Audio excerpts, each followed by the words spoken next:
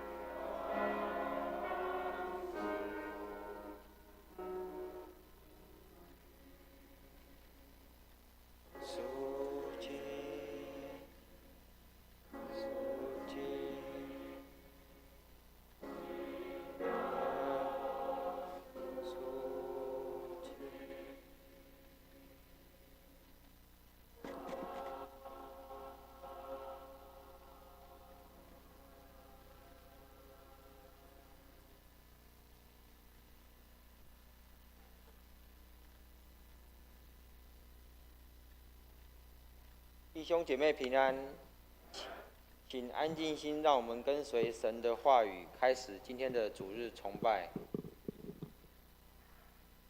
彼得前书第2章第2节，就要爱慕那纯洁的灵奶，像才生的婴孩爱慕奶一样，叫你们因此渐长，因智得进。亲爱的上帝，恳求你成为我的主，完全掌管我们，在生命中的每一个层面，凡是与你的话语和旨意不一致的地方，求你重新调整我们的次序，好让我们预备好自己，帮助我们住在你里面，能胜任神国度的服事。阿们。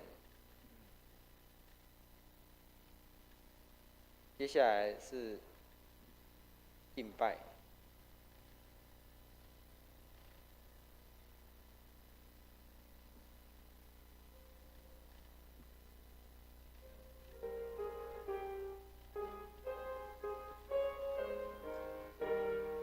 会众方便的话，可以请起立。一切众心圣徒同来崇拜耶稣，同来崇拜这位全世界主，赞美与感谢。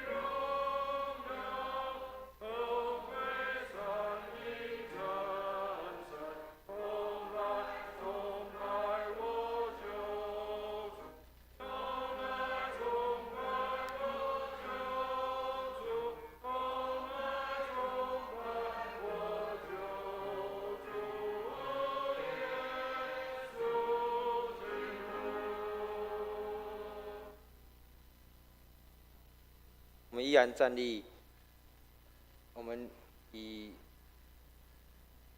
使徒信经来宣告我们的信仰。我信上帝，全能的父，创造天地的主。我信我主耶稣基督，上帝的独生子，因圣灵感孕，由童贞女玛利亚所生，在本丢彼拉多手下受难，被钉于十字架，受死，埋葬，降下阴间，第3天从死人中复活，升天。坐在全能父上帝的右边，将来必从那里降临，审判活人死人。我信圣灵，我信圣而公之教会，我信圣徒相通，我信罪得赦免，我信身体的复活，我信永生。阿们。荣耀颂。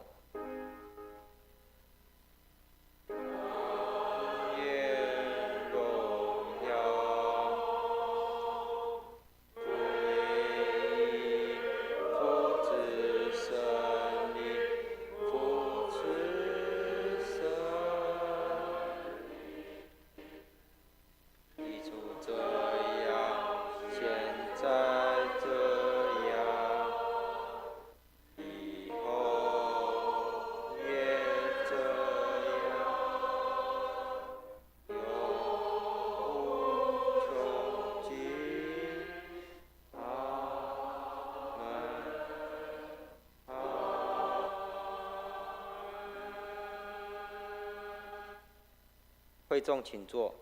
今天起应文在诗篇第16篇，旧约的549页。待会由诗会诵读起文，会众弟兄姐妹诵读黄色的印文。上帝啊，求你保佑我。我的心啊，你曾对耶和华说：“你是我的主。”论到世上的圣民，他们又美又善，以别神代替耶和华的，他们所浇奠的血，我不献上。耶和华是我的产业，是我杯中的分。用银两给我的是地界，坐落在佳美之处。我必称颂那指教我的耶和华。我将耶和华常摆在我面前，因此我的心欢喜，我的灵快乐。因为你必不将我的灵魂撇在阴间，你必将生命的道路指示我，在我面前有满足的喜乐，有永远的福乐。公祷为台湾卫理公会南教区祷告，永康卫理堂石正宇牧师为教会奉献充足。教会在当地能够更加得人传道，同工身心健康祷告，为台湾国家安全祷告，求上帝赐予智慧聪明给掌权者，赐福台湾人民。主祷文，大家一起。我们在天上的父，愿人都尊你的名为圣，愿你的国降临。愿你的旨意行在地上，如同行在天上。我们日用的饮食，今日赐给我们，免我们的债，如同我们免了人的债，不如叫我们不离空耳，因为国度、权柄、都是你的，直到永远。阿们。接下来，请蔡绵绵姐妹来为我们攻读经课。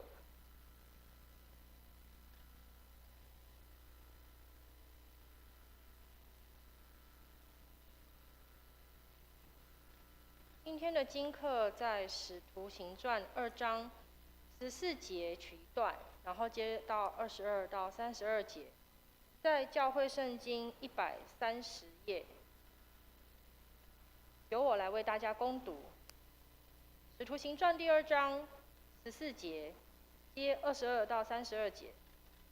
彼得和11个使徒站起，以色列人啊，请听我的话。上帝借着拿撒勒人耶稣在你们中间施行异能、奇事、神迹，将他证明出来，这是你们自己知道的。他既按着上帝的定旨先见被交与人，你们就借着无法之人的手把他钉在十字架上杀了。上帝却将死的痛苦解释了，叫他复活，因为他原不能被死拘禁。大卫指着他说：“我看见主常在我眼前，他在我右边，叫我不至于摇动。所以我心里欢喜，我的灵快乐，并且我的肉身要安居在指望中。因你必不将我的灵魂撇在阴间，也不叫我的圣者见朽坏。你已将生命的道路指示我，必叫我因见你的面得着满足的快乐。”弟兄们，先祖大卫的事，我可以明明地对你们说，他死了，也葬埋了，并且他的坟墓直到今日还在我们这里。大卫既是先知，又晓得上帝曾向他起誓，要从他的后裔中立一位坐在他的宝座上，就预先看明这事，讲论基督复活说，他的灵魂不撇在阴间，他的肉身也不见朽坏。这耶稣，上帝已经叫他复活了，我们都为这事做见证。接下来，彼得前书1章3到9节，教会圣经256页。愿颂赞归于我们主耶稣基督的父上帝，他曾造自己的大怜悯，借耶稣基督从死里复活，重生了我们，叫我们有活泼的盼望，可以得着不能朽坏、不能玷污、不能衰残，为你们存留在天上的基业。你们这因信蒙上帝能力保守的人，必能得着所预备到末世要显现的救恩。因此你们是大有喜乐，但如今在百般的试炼中暂时忧愁，叫你们的信心既被试验，就比那被火试验仍然能坏的金子更显宝贵，可以在耶稣基督显现的时候得着称赞、荣耀、尊贵。你们虽然没有见过他，却是爱他；如今虽不得看见，却因信他就有说不出来、满有荣光的大喜乐，并且得着你们信心的果效，就是灵魂的救恩。以上是上帝的话语。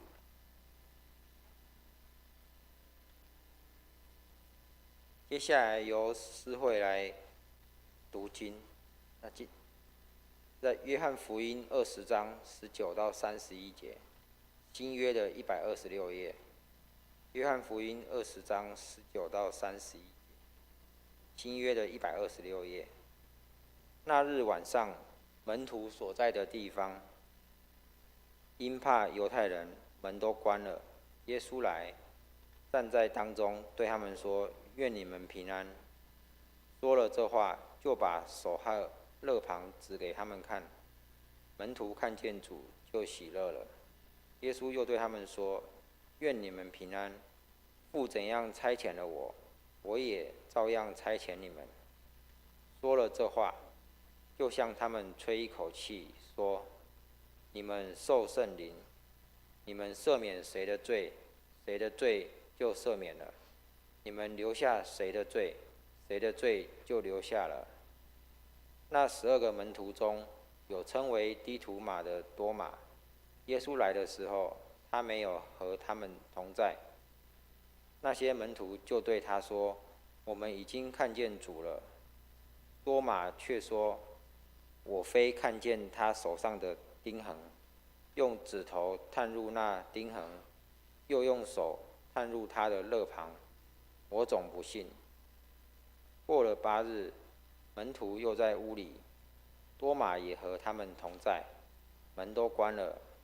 耶稣来，站在当中说：“愿你们平安。”就对多马说：“伸过你的指头来，摸我的手，伸出你的手来，探入我的肋旁，不要疑惑，总要信。”多马说：“我的主，我的神。”耶稣对他说：“你因看见了我才信，那没有看见就信的有福了。”耶稣在门徒面前另外行了许多神迹，没有记在这书上，但记这些事要叫你们信耶稣是基督，是神的儿子，并且叫你们信了他，就可以因他的名得生命。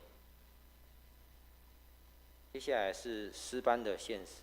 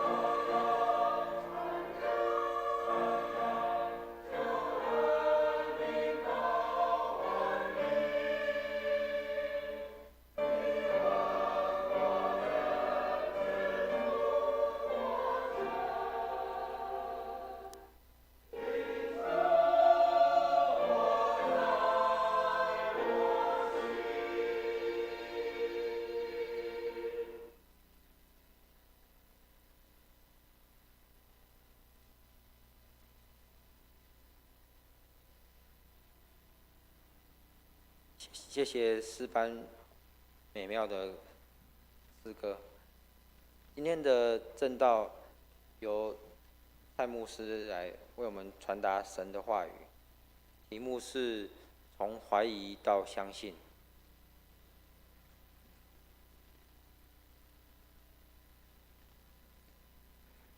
你问我怎知主活着，因他活在我的心里。亲爱的弟兄姐妹，你相信耶稣活在你的心里吗？你相信耶稣有没有在你的里面活？保罗说：“现在活着的不再是我，乃是基督在我里面活着。”所以，如果你的耶稣不是像保罗耶稣在里面活着的时候，那恐怕你的信跟保罗的信有点不太一样啊。所以，如果我们相信耶稣在我们的里面活着，就照着保罗在圣经上所说的，他被上帝启示说：“我活着就是基督，我死了就有益处。”上帝帮助我们，我们每一个人都是耶稣基督活的见证。也许有很多人没有看到耶稣的模样长得什么样子。昨天我看到一个照片，让人相当的惊讶。我们很多人都以为说耶稣长得应该像那个金发碧眼的外国人，其实一点都不是。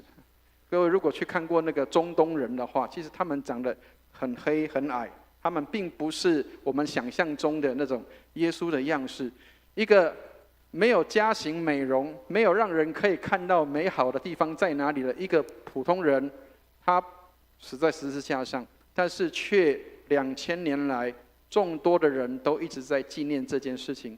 上帝帮助我们，让我们能够知道我们所看的跟我们所认识的，跟我们真的亲眼看过亲手摸过的是不一样的。上帝帮助我们，让我们能够真的摸到那位耶稣，真的去 touch 到那一位耶稣，真的去摸到那个主，去摸到他的钉痕，去摸到他的这个腋下的这个伤痕，我们真的去摸到他。上帝帮助我们。好，开始前一样跟大家分享一个笑话跟故事，只是一个笑话，听听就好了，千万不要在意啊。有一个学生他跟他的同学这个拿到成绩的时候，相当的这个不高兴。为什么？因为成绩很差，但是因为回去又要跟自己的爸爸妈妈交代，所以他就跟他的同学闹了几句。他说：“为什么家长都只看分数呢？为什么家长都只看分数？”结果后来他的这个同学就跟他讲说：“你觉得他们看得懂题目吗？听得懂意思吗？为什么家长只能看分数？因为他们也看不懂题目所以其实我们每个人都一样，也许在程度上，或许有的人学习的好，学习的不好，但是每一个人我们其实都在学习当中，每一天我们也在学习的里面。我记得以前我的一个旧约的老师，他到我们班上第一天上课的时候，他就讲了这样的话。他说：“我虽然是旧约的博士，但是我不是什么都懂的。你们问我，我也不一定每一个问题都可以回答你。我只是会那个学习的方法，我只是比你们多一些会学习的方法。但是如果你问我不会的话，我会很快的找到答案给你。”所以这个老师让我觉得他相当的谦卑跟柔和。他不是觉得我今天是博士，所以我样样全部都懂，并没有。其实我们也都在学习中，但是我们的这些有学位的人，他们其实就是比我们更会一些学习的技巧跟方法，或是研究方法，好让我们可以学习跟效法他们。所以上帝帮助我们，让我们能够不是只有吃别人喂给我们的，我们自己要学习怎么去从这个上帝的话里面能够得到养分，来喂养我们的心灵。愿上帝帮助我们。好，所以开始前跟大家讲了说，有时候眼见不一定为凭的好，请大家看一下。好，等一下，我们先举起圣经，我们来祷告，因为这个要以上帝的话为中心，不是把笑话当中心好，我们拿举起圣经来祷告，我们一起举起圣经来祷告。我们一起念：请，这是我的圣经。他说我是谁，我就是谁。他说我拥有就拥有。他说我可以就可以。今天神的话要来教导我，我诚心悔改，我心里警醒，我灵谦卑受教，我就不再一样。奉主耶稣基督的圣名，阿们。我们常说眼见为凭，但是眼见不一定为凭的。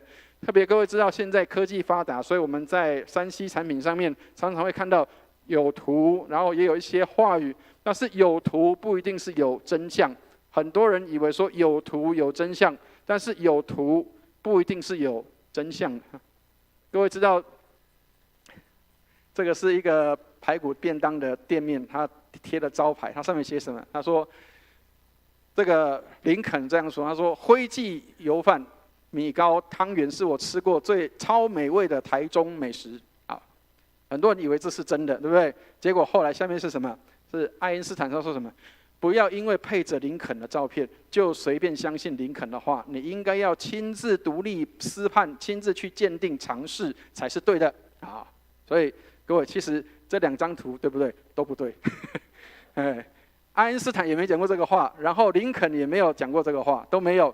可是有很多人什么把图片上面，然后加上一些文字之后，就很多人会去相信哦，啊。所以眼见不一定是为凭的，你看到的东西不一定是真实的，你需要有一些的怀疑跟质疑它。所以今天我们看的经文里面有一个人叫做多马，各位千万不要以为多马是个这个坏学生啊，这个我们一般说门徒，台语叫做学生哈，他其实不是坏学生，因为怀疑才会导致你想要去寻求真理，怀疑才会导致你让你要去追求那个真的答案是什么。所以怀疑不是不对的，弟兄姐妹千万不要把怀疑在教会里面当作它好像是洪水猛兽，或者是你不应该质疑上帝的话，你应该要全然相信，不对的。亲爱的弟兄姐妹，牧师鼓励你要多怀疑，但是怀疑是让你要去找答案，不是怀疑让你去否定它。怀疑跟否定是不一样的，否定是意志上的拒绝，怀疑是理智上的一个疑问。但是否定是意志上的拒绝。当你否定的时候，你说我不相信，这个叫否定。否定的意思是什么？我没有去，可能我去找过答案了，或是我根本不接受这样的一个东西在里面。所以怀疑跟否定是不一样的。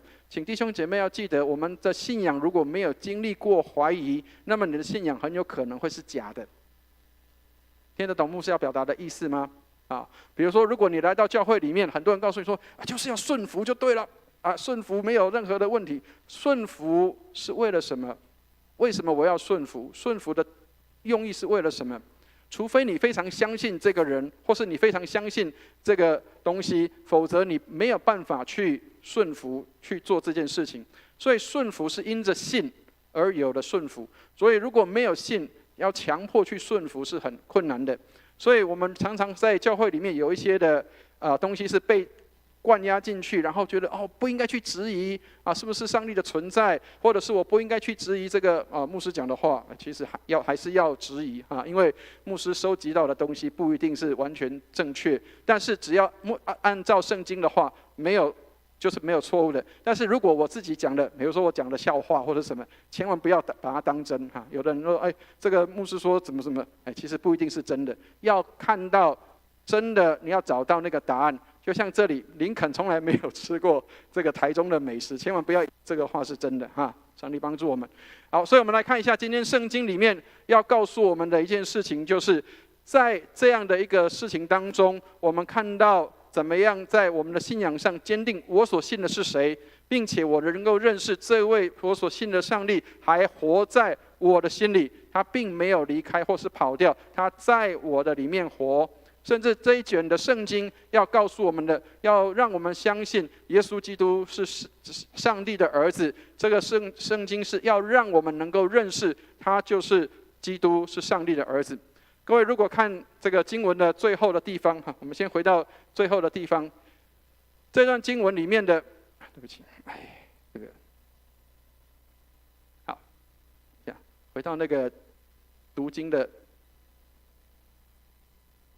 最后一句，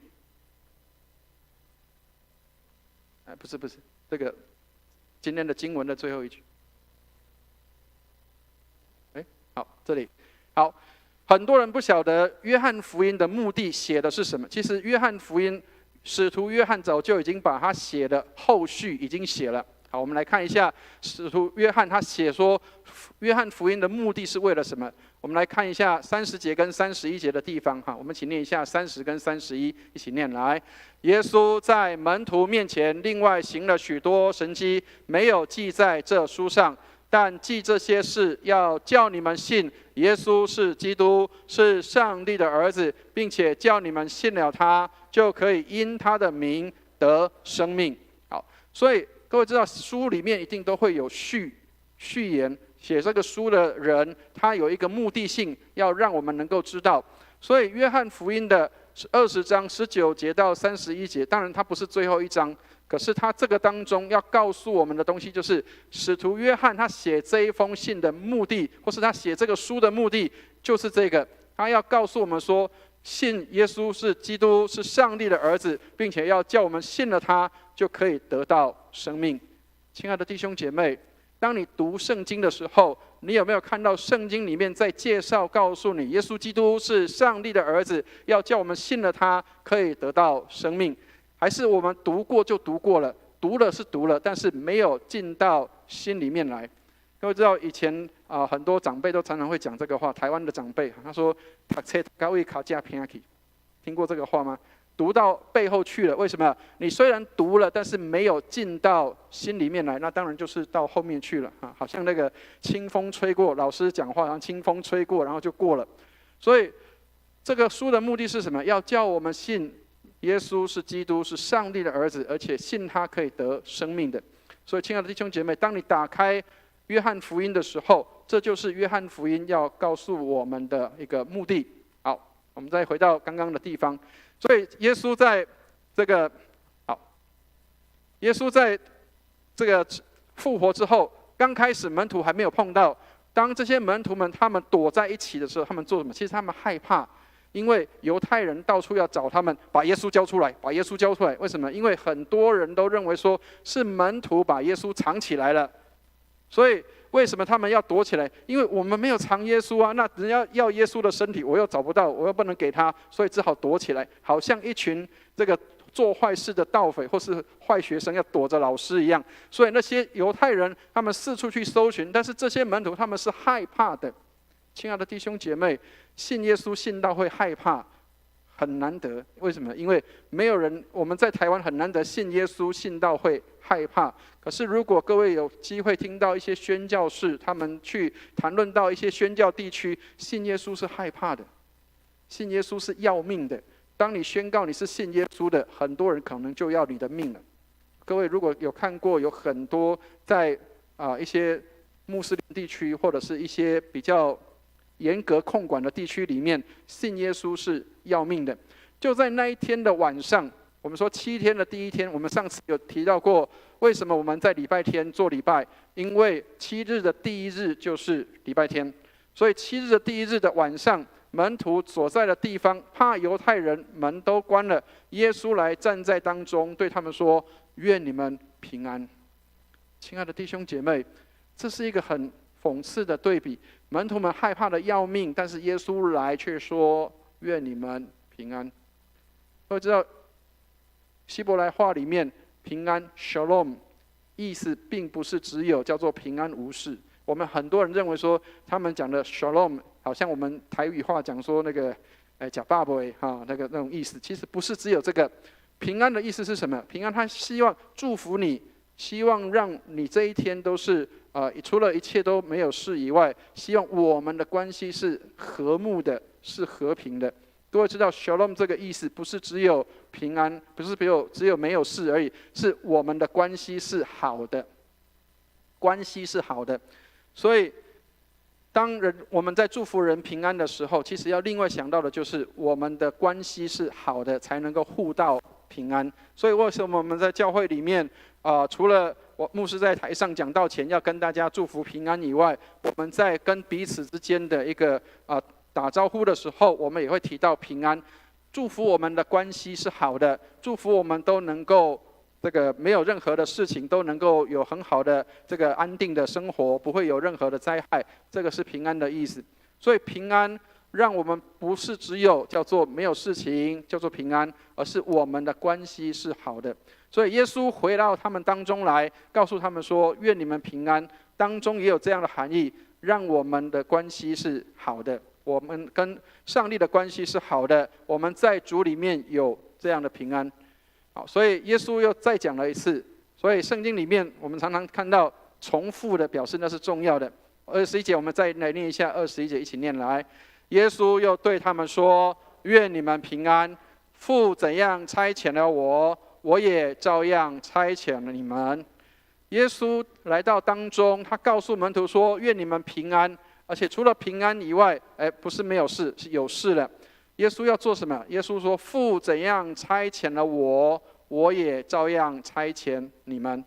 亲爱的弟兄姐妹，当我们看到复活的主，看到复活的耶稣的时候，其实另外一个要做的事情，就是看到他复活那个能力显在我们的里面，他怎么做，我们也怎么做。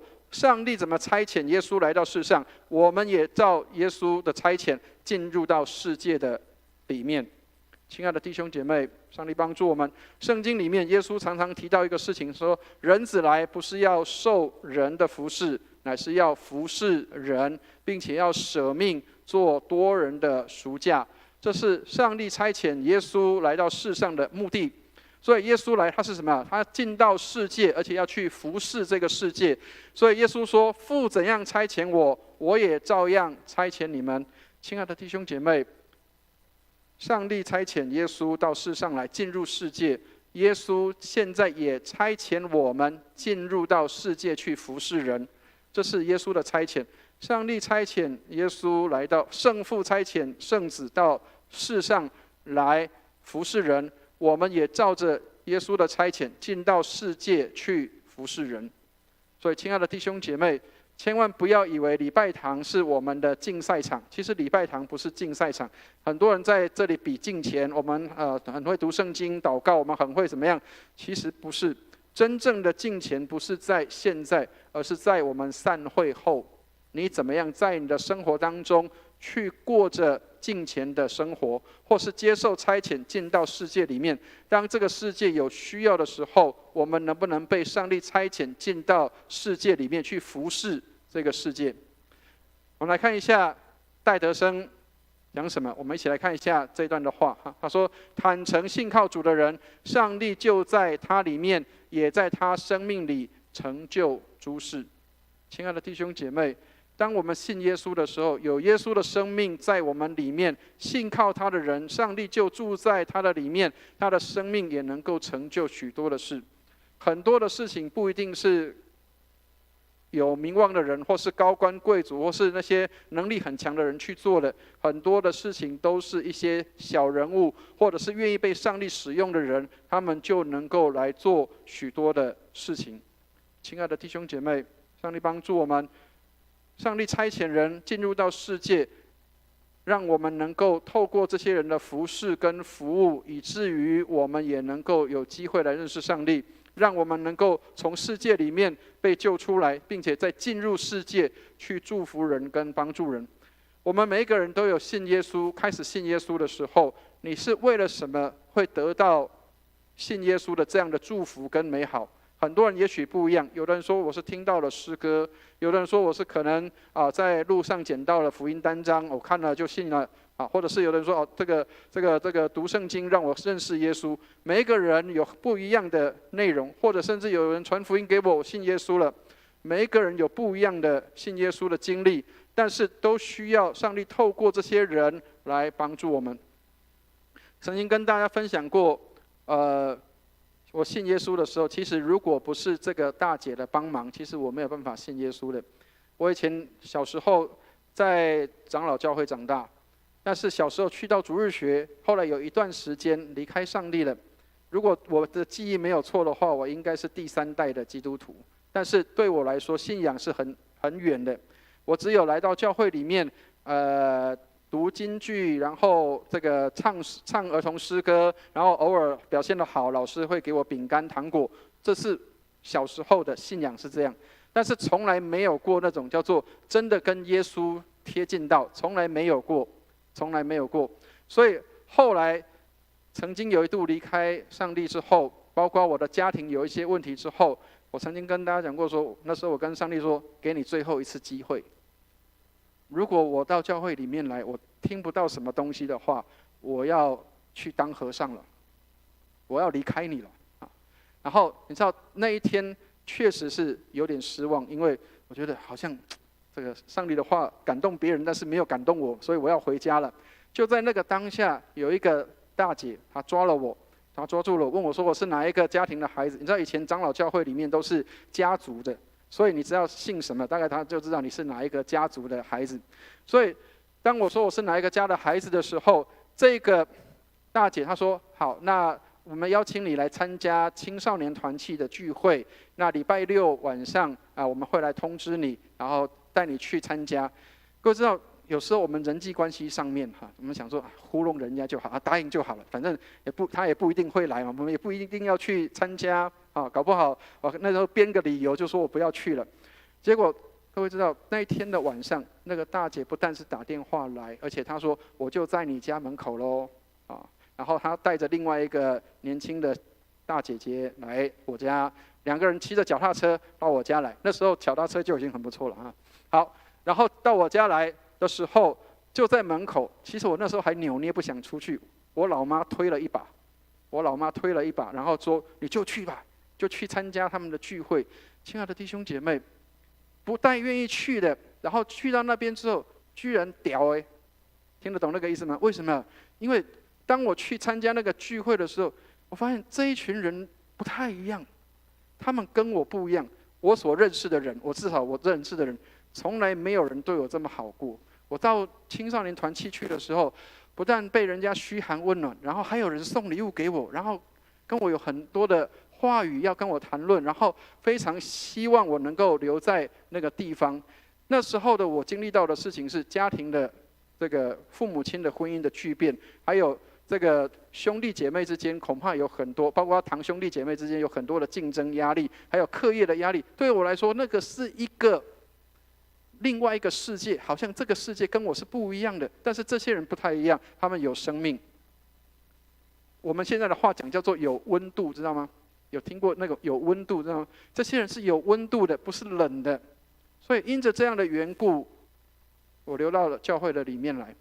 所以亲爱的弟兄姐妹，千万不要小看你的一个小动作跟行为。当你能够去对一些新朋友，当你能够去对一些新人，你表达你的关心跟爱的时候，他可能就有机会留在教会里，他可能就有机会改变生命，他可能就有机会可以听到福音，使他的家庭和他的家族可以得到极大的改变。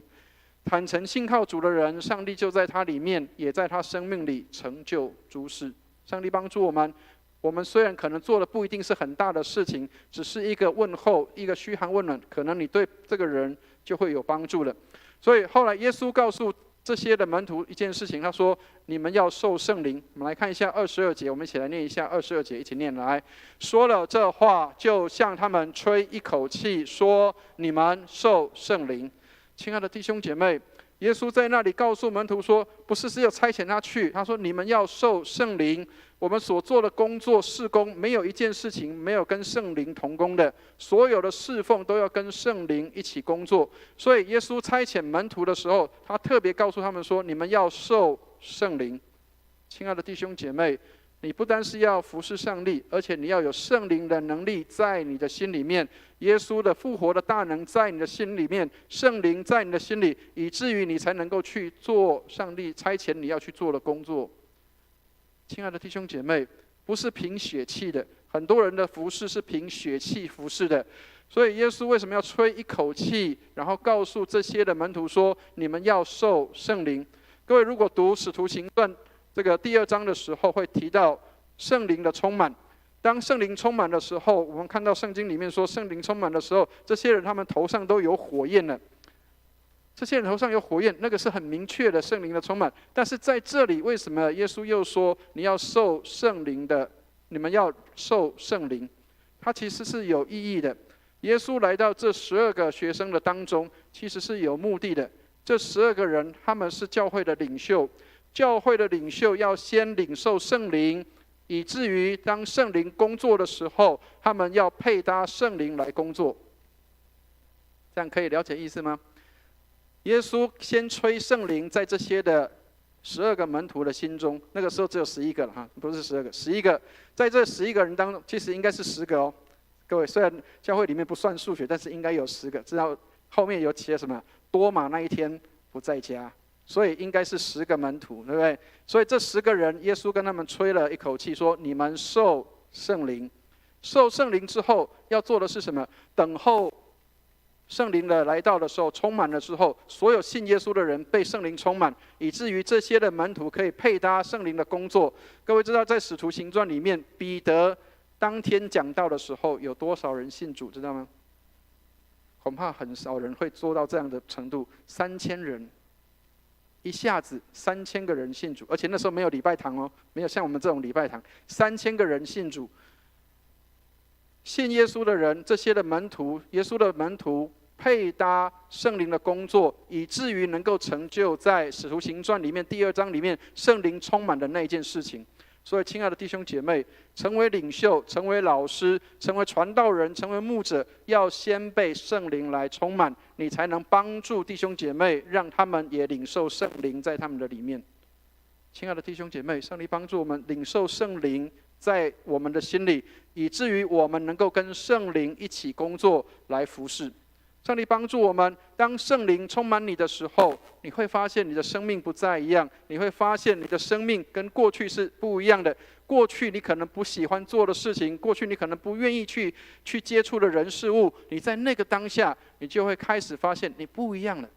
你不再是以自己的好恶为好恶，你能够以上帝的好恶为好恶。你不再是觉得服事是一件难处，服事是困难的事情，服事应该是喜乐的。亲爱的弟兄姐妹，受圣灵，这是我们需要在教会里面常常提醒的。教会不一定要坐满信徒，但是教会里要充满圣灵。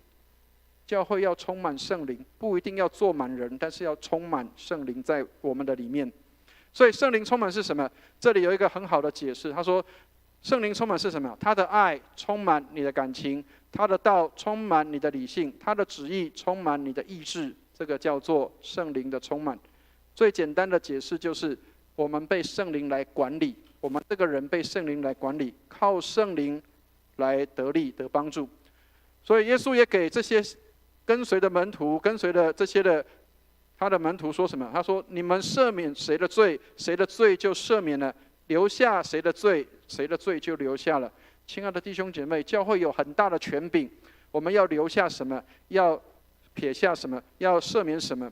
这个是耶稣给我们一个极大的权柄，包括我们信耶稣的人，我们也有这个极大的权柄。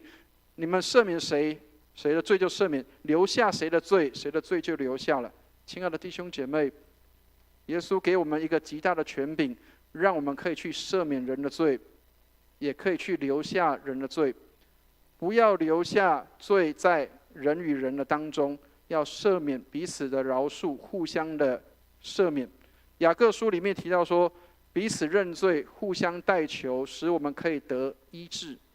亲爱的弟兄姐妹，上帝帮助我们，我们多有一些怜悯跟赦免，以至于彼此之间不再有罪留在我们的当中。教会里面应当留下的是上帝的祝福、平安跟喜乐，而不是留下罪在这个当中。所以雅各书里面也特别提到，从天上来的这样的一个智慧是和平、温良、柔顺，没有偏见，没有假冒的。所以，亲爱的弟兄姐妹，你要留下什么？你要删去什么？赦免也包括删去的意思，意思就是期待我们当中，我们不要留下不好的这些的东西，留下好的东西在教会的里面。我们留下谁的罪，谁就留下了；赦免谁的罪，谁的罪就得到赦免。期待教会里面多有赦免，赦免人的过犯，赦免人的罪，留下和平、温良、柔顺在教会的当中。所以敬畏上帝是成为基督徒的开始。你是否能够敬畏上帝，怕上帝，能够敬畏他，不单是爱慕他，而且也怕得罪上帝，这是成为基督徒的第一步。当你在教会里面，你要知道每一天你在服侍神，在教会里你也在服侍神，其实出去到礼拜堂外面，你也在服侍上帝。敬畏上帝是成为基督徒的第一步。所以亲爱的弟兄姐妹，上帝帮助我们，时常带着敬畏的心来过生活。那个敬畏不是叫你每天害怕，不是，而是怕得罪上帝。我怕得罪上帝，所以我要做上帝所喜悦的。敬畏上帝是成为基督徒的第一步，让我们能够成为一个每一天有带着敬畏的心来服侍神的人。所以，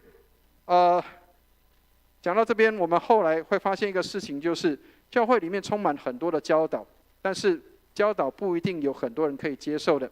所以我很羡慕这个多马这个人，因为他是一个很会怀疑的人。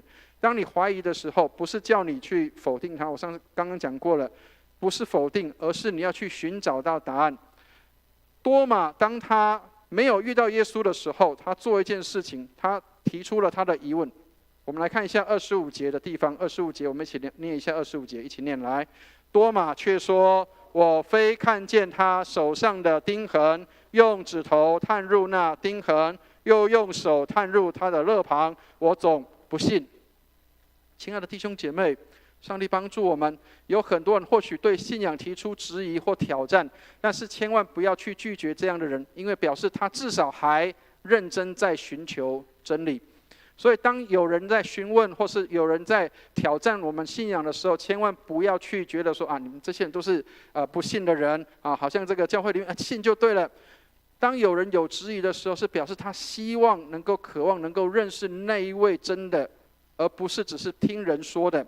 亲爱的弟兄姐妹，多马是一个怀疑的人，但是其实他是希望能够碰到那一位真实的那一位。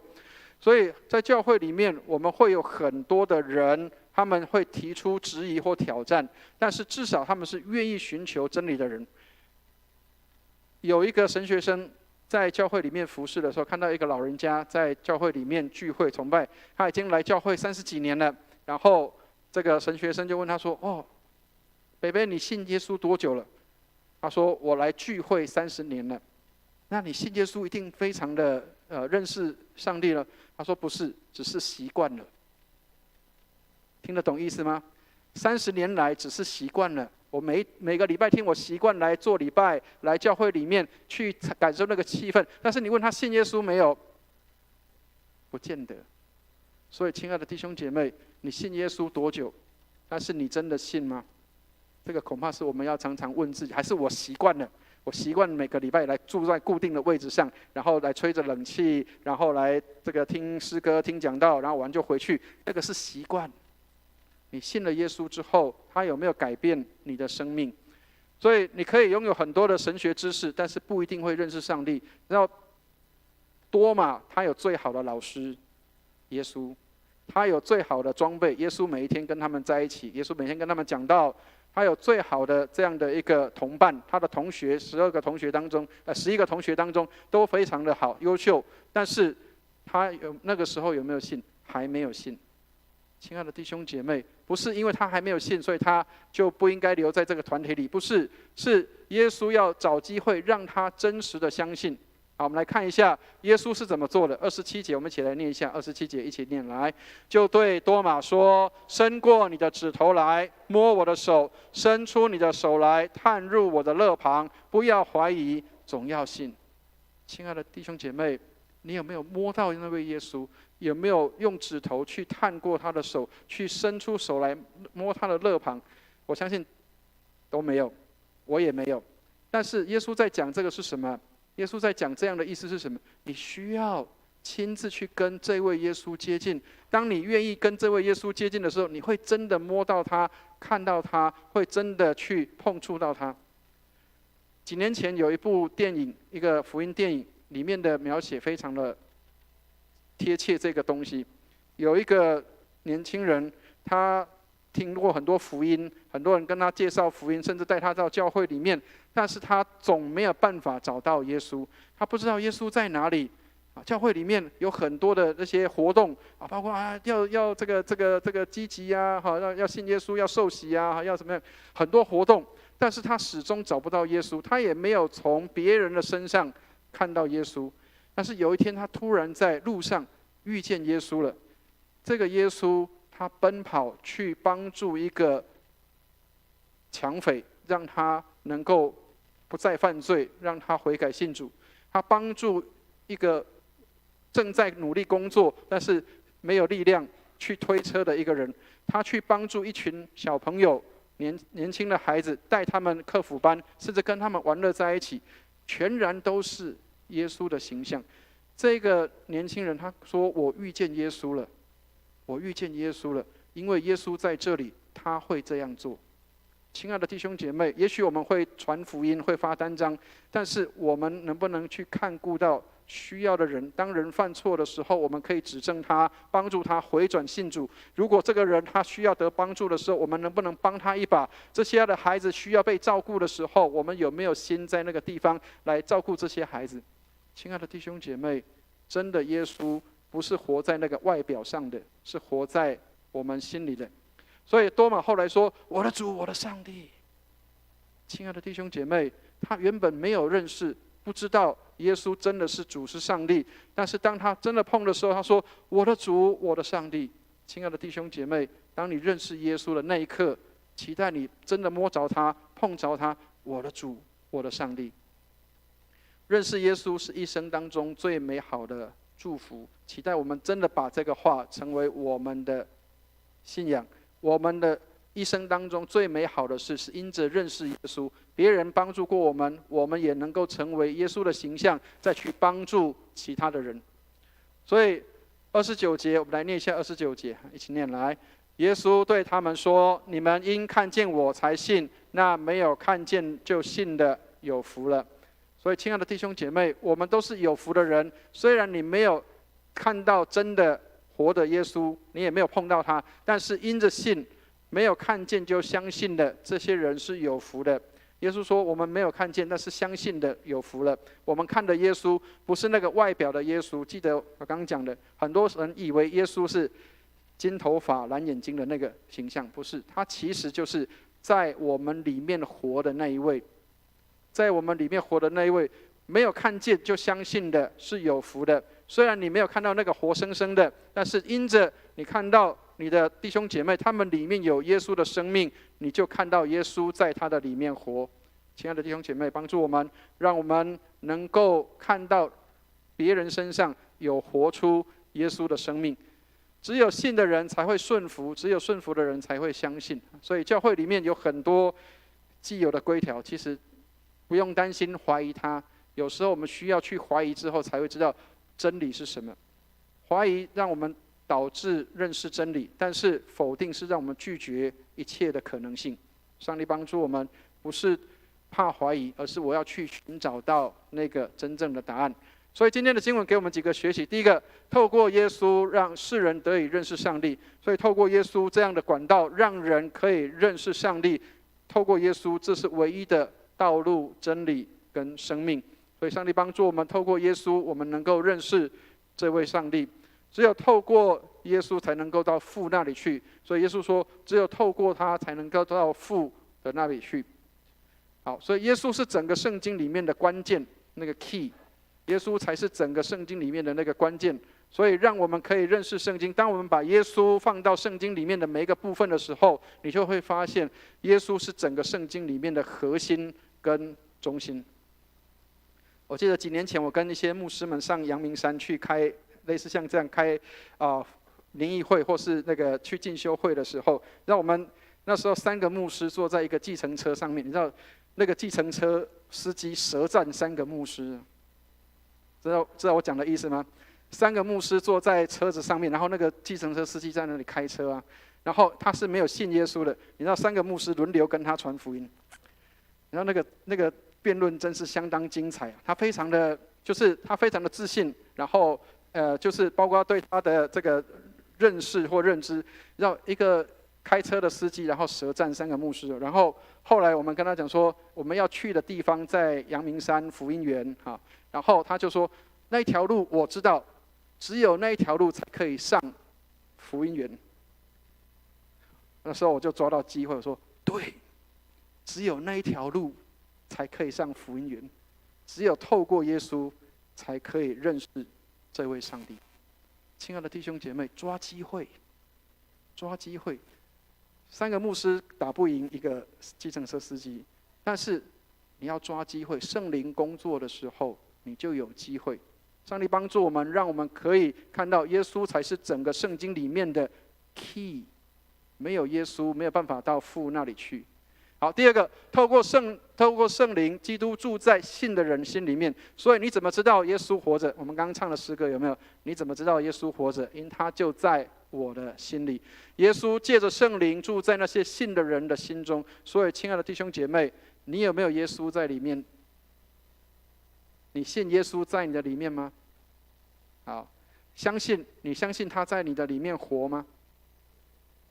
所以，如果有的话，那么我们活着就是基督，我们就代表了基督在这世上的生活。亲爱的弟兄姐妹，所以你看到你身边的人，你看到了谁知道吗？你看到了基督了。亲爱的弟兄姐妹，虽然我不太喜欢用这一套，但是仿用一下，请你跟你身边的人说：我看到基督了，我看到基督了。你里面活的是基督，你里面让人看见，你里面活的是基督。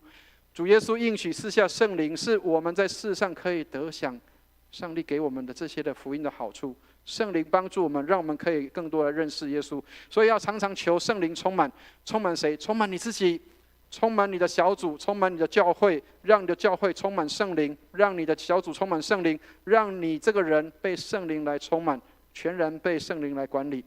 第三个，透过信心经历认识上帝的实际，我们凭着信心才能够摸到耶稣，才能够真的跟耶稣亲近。当我们透过信心的时候，才能够与这位上帝真实的上帝做连结。所以信心是神的事实变作人的经历，上帝的事实成为我们的帮助，上帝的事实成为我们生命的经历，上帝的事实存在，让我们知道我们信耶稣的人不用害怕。跟各位讲一个简单的比喻，应该就知道。各位，我们现在有很多人领6000块的，政府发的这个钱，对不对？好，当然有的人是要去 ATM 领哈，有的人你的钱可能直接汇到邮局里面去，对不对？或是账户里面去。你有看到那6000块吗？假如汇到那个你的存簿里面，你没有看到，那是6000块在不在？在啊。当然了，政府挂保证的，对不对？6000块一定在的。好，因为什么？因为我上面有存簿啊，存簿告诉我有6000块。亲爱的弟兄姐妹，你看到耶稣没有？没有。可是圣经里面告诉我们说什么？耶稣活着。所以我就相信耶稣是活的。你看不到6000块，但是6000块是存在的，就在你的存簿里面告诉你。亲爱的弟兄姐妹，神的事实成为人的经历，你需要真正去经历它。虽然你可能没有完全的去得到，但是你可以看到圣经这样告诉我，我就这样的相信。信心是神的事实变作人的经历。所以每天让我们用这样的祷告来求上帝说：上帝，我要以信心来等候你的回应。有时候我们可能会觉得，到底在这个时候上帝在哪里？无论任何的时候，我们信耶稣的人有圣灵在我们的里面，耶稣就住在我们的心里。所以信心就是超前看到上帝的作为。亲爱的弟兄姐妹，让我们看到上帝的作为超前在我们的面前，我们要去经历它，去认识它，并且去享受它。那是事实，不是只有一个表面的东西，是事实。当你看到你的存款簿里面，你相信有钱在这里面，虽然你没有看到那么多，但是当你看到圣经里面有这么多的应许，你也应当相信，因为有上帝挂保证在这个当中。愿上帝祝福我们。我们一起来祷告。天父，我们为我们今天早上能够领受你的话来向献上感恩。谢谢你，主啊，你的话是灵，是生命，帮助我们，让我们透过你的话知道你是存在的，而且是在我们的心里面，让人透过我们来认识你，透过我们来认识耶稣。谢谢你垂听我们的祷告，祝福我们所行所事所想都是耶稣所行所事所想。感谢你垂听我们的祷告，带领我们在你里面蒙恩。祷告奉耶稣基督的圣名，用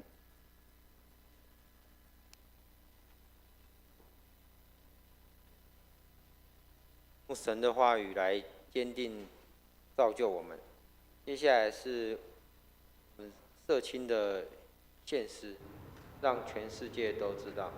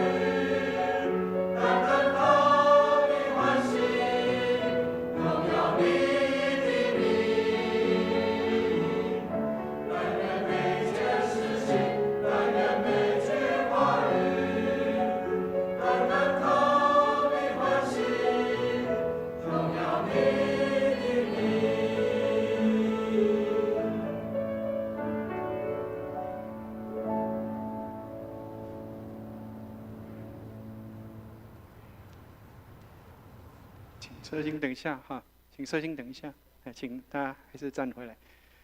亲爱的弟兄姐妹，这是我们教会的年轻人。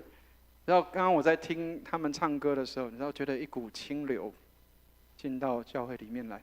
我们的诗班是专业的，但是我们的年轻人他们的献诗带来一些清新，让我们的教会里面看到未来的活力。所以，亲爱的弟兄姐妹，为我们的年轻人祷告。刚刚说我是在国中的时候信主的，所以年轻人是我们教会未来的希望。我们期待为我们的年轻人祷告，让他们可以成为教会的祝福。10年后、20年后，我们的执事会主席、我们的教会的执事同工，很多人都从这里面出来哦。所以我们要为他们更多的祝福，期待他们的服事，可是长长久久的，能够来祝福我们的教会，让我们的教会能够持续不断的继续有年轻人、有孩子在我们的教会当中，这是上帝给我们最大的祝福。我们一起来为我们的年轻人祷告，让他们无论在工作、课业上面，他们的未来的前途上面，都有上帝大大的祝福与他们同在。我们为他们祝福祷告，我们一起来祷告。天父，我们为年轻人献上祷告，谢谢你恩待他们，让他们能够成为我们教会的一员，并且能够在我们的当中参与服事跟侍奉，让这些年轻的孩子们运用他们的年轻，运用他们所有的这样的美好的恩赐品德，让他们能够成为教会里所有弟兄姐妹的祝福，也让我们所有的弟兄姐妹为他们祝福，让他们在未来的世代里面得着那个世代，得着上帝你所喜悦的这一群儿女们回到你的家中。感谢你垂听我们的祷告，带领我们在你里面蒙恩。祷告奉耶稣基督的圣名，阿们。虽然献诗后我们不太拍手了哈，但是我们鼓励他们拍手来，谢谢他们的服事跟侍奉啊，也把荣耀归给上帝啊。好，谢谢。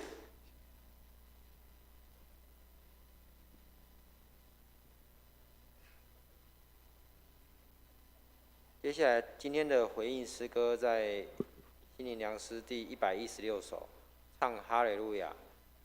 会众请起立。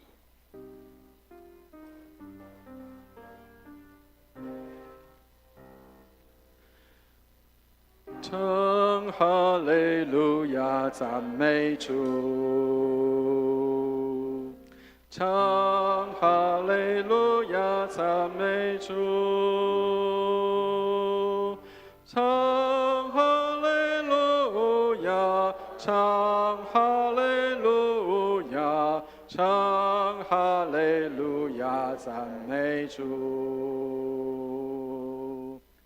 耶稣已从死里复活，耶稣已从死里复活，他已经复活，他已经复活，耶稣已从死里复活。耶稣是天地间的主，耶稣是天地间的主，天地间的主，天地间的主，耶稣是天地间的主。耶稣活在他教会里，耶稣活在他教会里，活在教会里，活在教会里，耶稣活在他教会里。耶稣要为我们再来，耶稣要为我们再来，为我们再来，为我们再来，耶稣要为我们再来。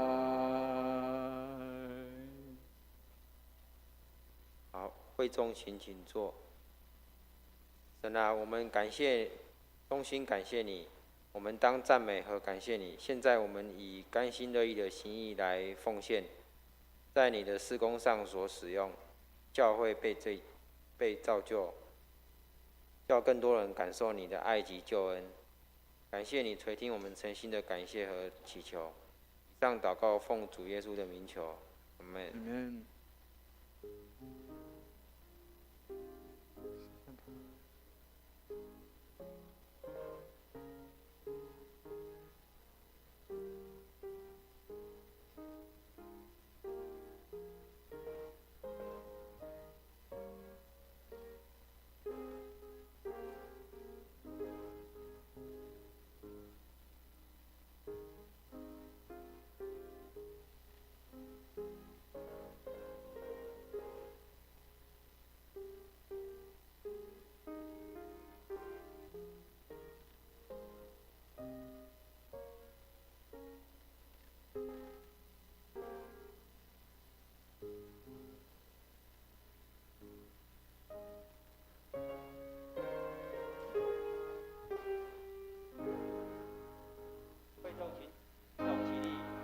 我向主所求，都是主赐的恩，放我所有都属于主，是主托付仆人。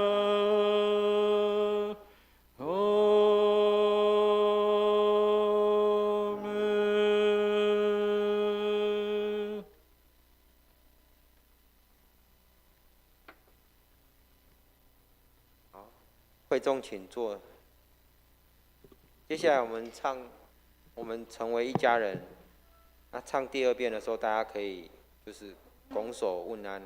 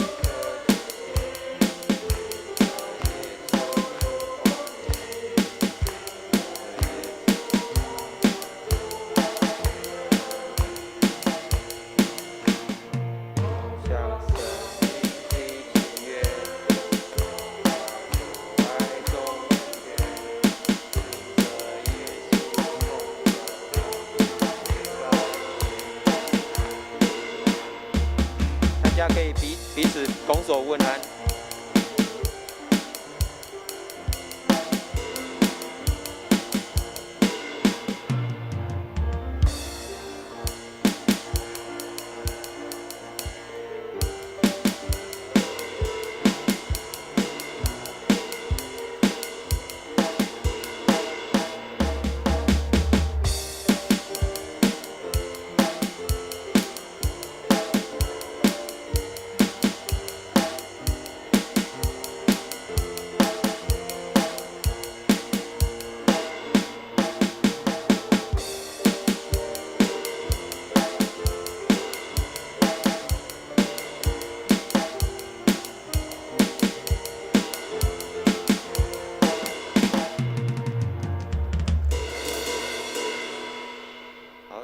大家请坐。那待会教会消息部分我简单报告，那详细的请大家参阅这个周报。本主日后1点将召开4月份的执事会，请执事同工留步参加。下周主日为基甸主日，由基甸会做事工分享报告。肢体消息部分，为那个有确诊的家庭或者是身体不适的弟兄姐妹的身体治疗及恢复来做祷告。会众请起立。3一颂。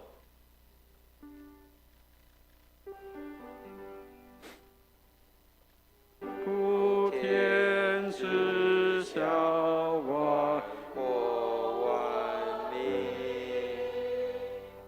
今生赞美父子圣灵，为一体，同手同足，万有之间，万物之道。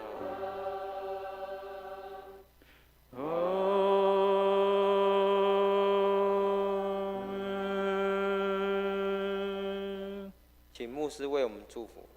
弟兄姐妹，我们一同来领受上帝的祝福。慈悲怜悯的天父，愿你的圣灵充满我们，激励我们，帮助我们，让我们活在这世界，被你来差遣进入这世界，服侍这世界。愿我主耶稣基督的恩惠、天父上帝的慈爱、圣灵的感动与交通，常与我们众人同在，从今时直到永永远远。阿们。阿门颂。